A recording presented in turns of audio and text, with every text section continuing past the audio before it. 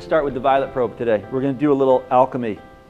The red probe is really good because it stimulates and moves blood really good. Yet we're going to do a quick protocol for alchemy.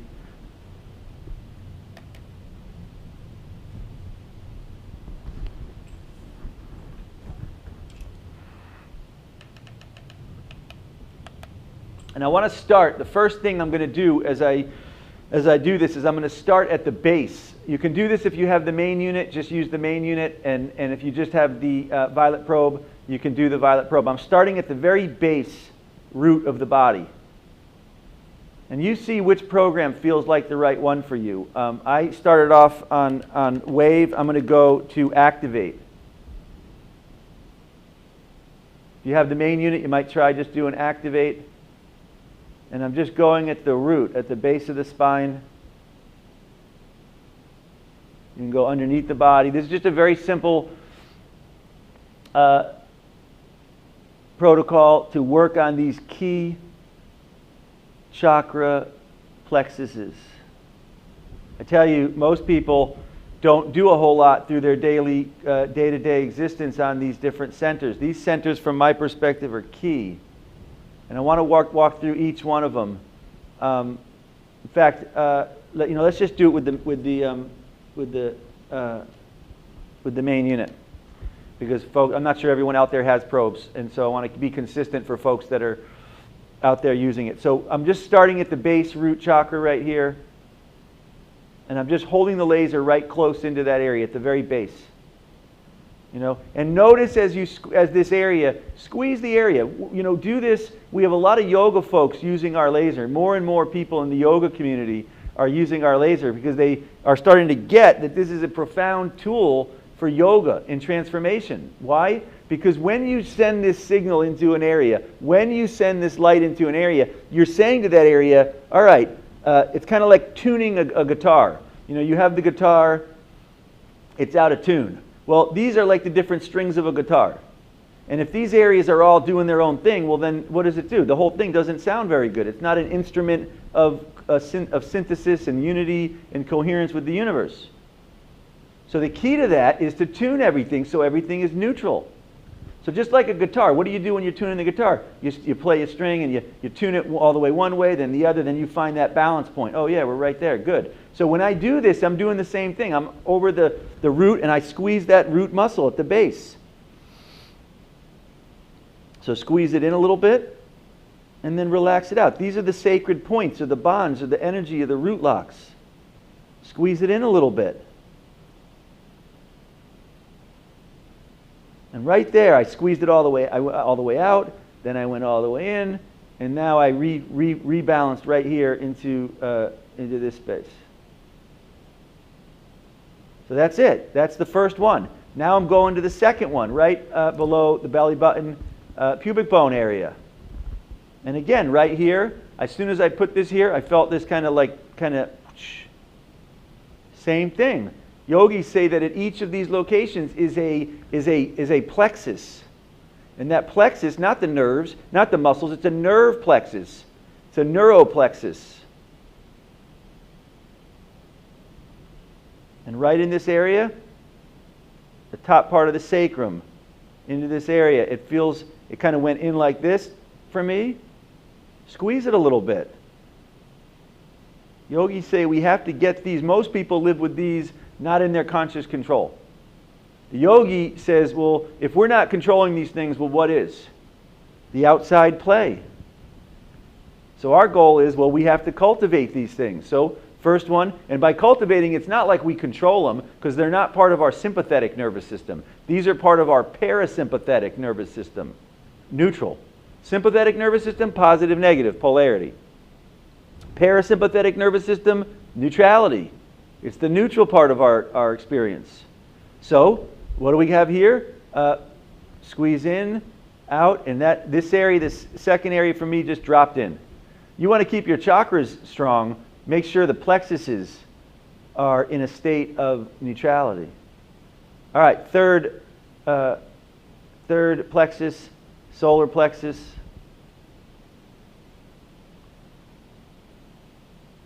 You can do this on unwind. You can do it on quantum. Occasionally, I'll just kind of go around the whole area.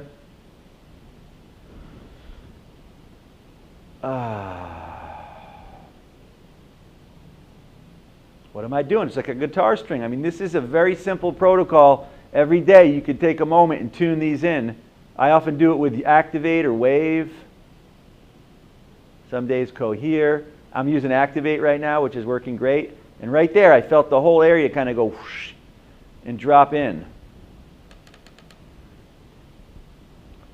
Tell you, if these things are not, if you've never flexed these things and you don't have any kind of say in what they're doing, they're going to be responding to whatever's going on around you. Someone's all upset around you, they're going to contract. They're going to be in sympathy. Sympathetic nervous system means you're in sympathy to what's around you. Parasympathetic, para, beyond sympathy. So you want to activate this parasympathetic, and you are now beyond. All right, now I'm gonna go onto wave, and I'm on the fourth one. And as I'm doing wave again, I feel it kind of go in and out.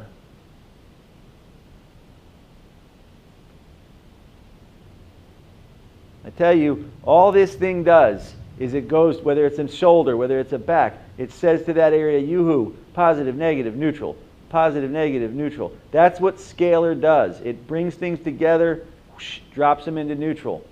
You have an injury and it's all stressed, well, positive, negative, get that rhythm going, whoosh, neutral. This is the heart, fourth plexus. Right there, just kind of dropped in. Some days I do the chakras. This is different than a chakra protocol. When I do a chakra protocol, I'm more opening the energy up. For folks that have done chakra protocols with us, we take and we open the energy up. This is a little bit different. This I'm working the actual bundle, what yogis call the nerve bundle or the bond. Fourth one, and Activate's the best one for working on this.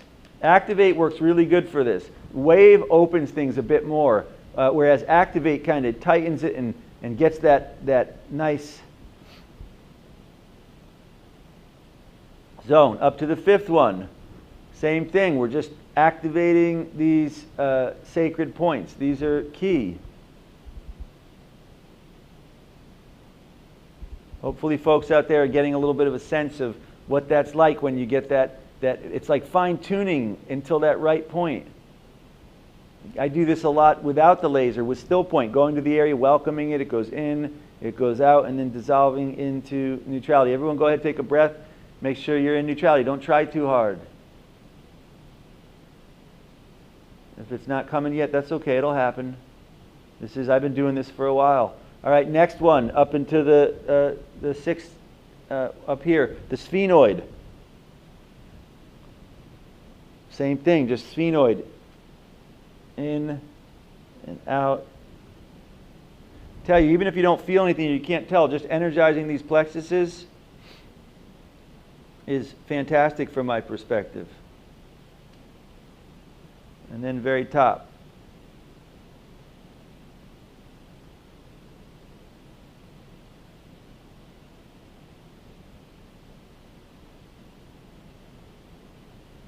All right, good.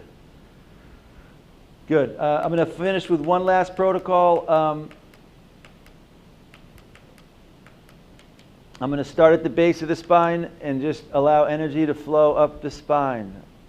And real simple. I'm on unity and I'm just inviting energy to flow. I call this the Staff of Life protocol, where I'm just inviting energy to flow up the spine. This is a good one to do if you have a probe. You can do this one, Staff of Life protocol. It just opens energy along the spine. Start down here. I'll often point the laser over the feet. Just draw the energy up. Like I said, the world is constantly pulling energy out. We want to, every day when we do a session, I want to make sure energy here and flowing up the spine. I want to detrend that outgoing process and trend energy moving up the spine, up to the glands here. I often do a little lotus for folks that have been to our seminars. Energy up the spine.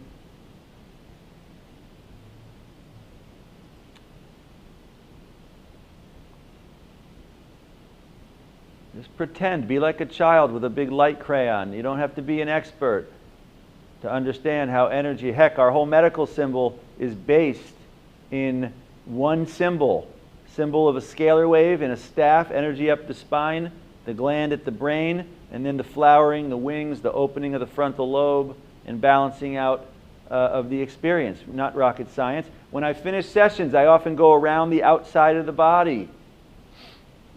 I'm just going around the field. I'm just making sure, is there any holes? Is there any blockages? Yogis say that a lot of people have blockages, have holes in the field. I go above the quantum field. I go below the quantum field.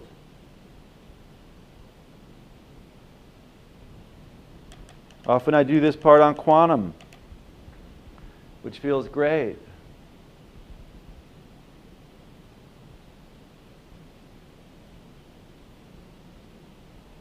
Yogis say a lot of people have cords that go between them and their loved ones and the chakras. So these chakras have energy going in and out. That's the outgoing senses they talk about. Outgoing energy, incoming energy. We want to say when we do a session no to that.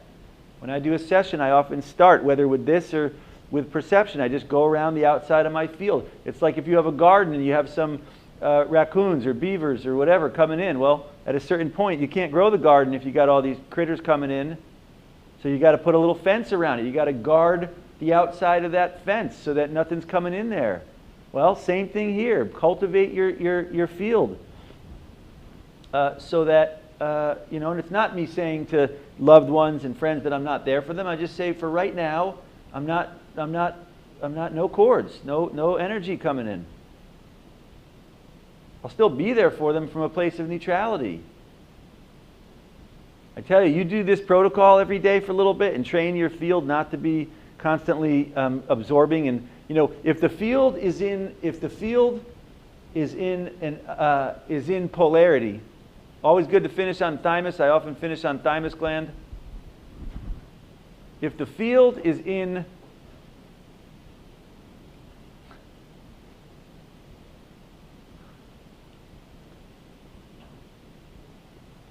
keep the thymus open. I can't say enough. If this gland is open, the quantum field. Look at the glands as basically like, this is like you look at the old pictures from the Maya folks, and you look at the Buddhists, and they have these crystals and these gems and these different things at each area. These are like you as a conscious being, this is like your vehicle, and depending on which things you touch, is going to be where you go. So if your adrenals are what you're working all day long, well, you're going to go to the experience of being separate from the universe and being stressed and thinking a lot. That's just how it works. These glands produce that response. If you cultivate the experience of the thymus gland, well, then you're opening up the quantum field and you're activating the sense of compassion and love and understanding and peace and cultivating your lymph system and your immune system and this. If you cultivate the experience of the pineal pituitary glands, well, then you're going to be cultivating the experience of being in a state of bliss and flowering and connection and nectar and unity. And if you open up here, the gland up here, the lotus, yogis call it a big lotus. The lotus opens and you experience universal consciousness and ultimately beyond. So this is our choice. Every day we have the choice. What do you want to experience? I'm not here to tell you what to experience. I'm here just sharing that I find it very liberating to have options.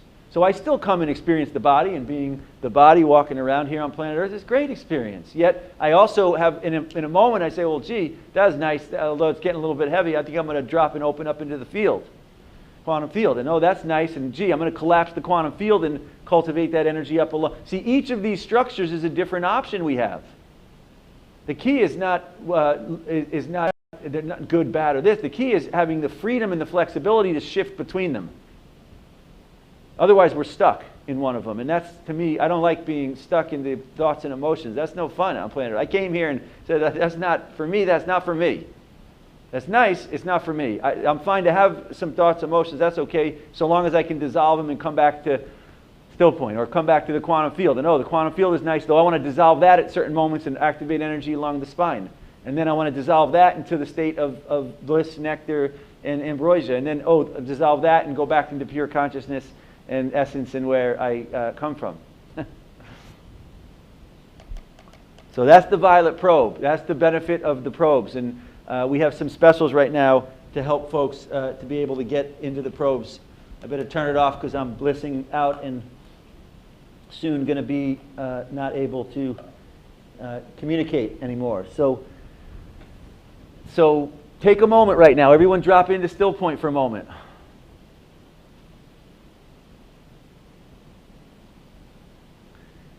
Great reference. You know, we do some unwinding at a certain point. I'm done with the laser. I don't need to keep using it. I'm barely even in the body. The body is dissolved. The quantum field is dissolved. Now I'm just kind of resting in a state of bliss.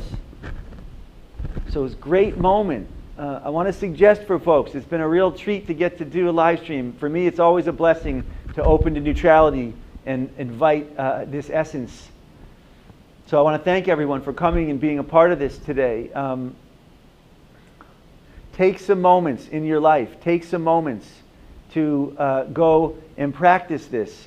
Carve out a little space in your home, in a quiet place, in an area where there's a quiet room or a couch or a closet where you can go and open up your quantum field. Do a laser session, work the Wi-Fi, have a smoothie, drop in, come on our conference call. Use that space as your nucleus. That is your nucleus. Let neutrality charge that place up and then radiate to your house, to your work, to your car, to your job. Envision that when you're looking at your quantum field every day. Everyone open up quantum field once more. Open up this space of the quantum field.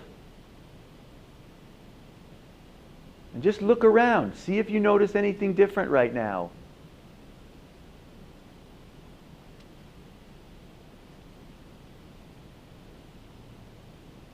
For me, I can't find anything. I look around, there's no injuries.